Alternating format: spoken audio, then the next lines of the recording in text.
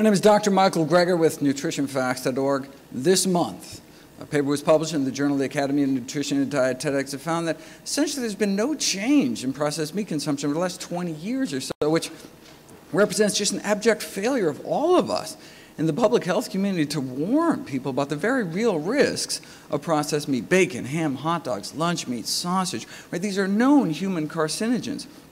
The official 2018 IARC report couldn't have been clearer. Quote, consumption of processed meat causes cancer of the colorectal. Quote, that's our second leading cancer killer of men and women combined. We know these foods cause cancer.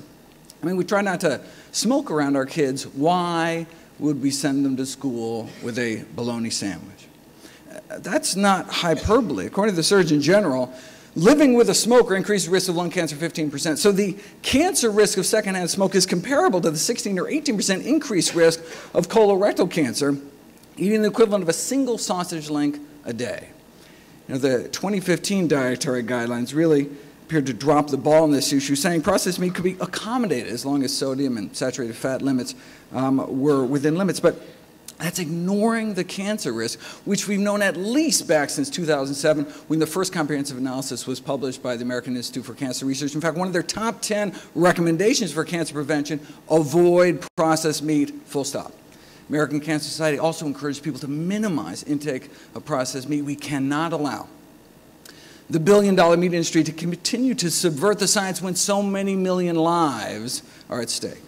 The Global Burden of Disease Study, largest study of disease risk factors in history, funded by the Bill and Melinda Gates Foundation, found that the number one cause of death in these United States is the American diet.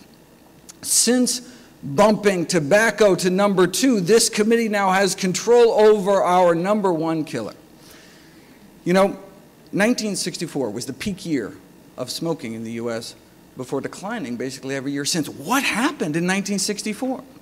The science hadn't changed. We have studies going back to the 30s linking lung cancer to smoking. What changed is the Surgeon General's report. Just this public acknowledgement by the powers that be of this link between smoking and cancer. You now have this mantle to make a difference by just informing the American public about the risks of cancer with processed meat. Godspeed.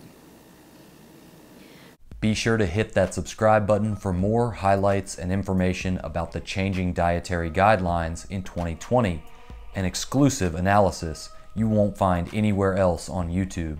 And make sure to hit that notification bell too, so you don't miss the next video. Y'all know what time it is. Red Pill Vegan. Next.